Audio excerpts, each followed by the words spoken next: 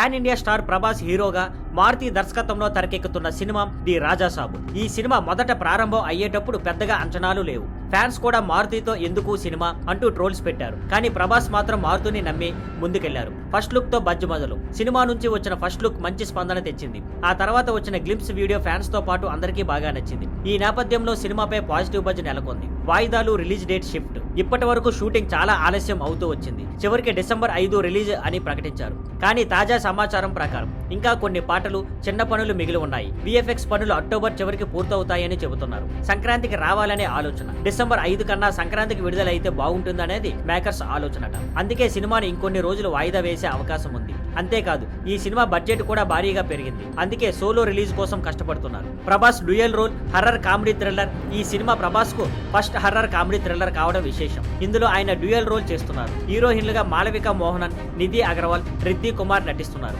బాలీవుడ్ నటుడు సంజయ్ దత్ ముఖ్య పాత్రలో కనిపించనున్నారు. సంగీతం తమన్, నిర్మాణం పీపుల్ మీడియా ఫ్యాక్టరీ. ఇప్పుడు అందరి చూపు ది రాజాసాబ్ ఎప్పుడు వస్తుందా అన్న దానిపై ఉంది. సంక్రాంతికే వస్తుందా లేక డిసెంబరే కాపాడుతుందా వేచి చూడాలి. Thank you for watching. Please like, share and subscribe.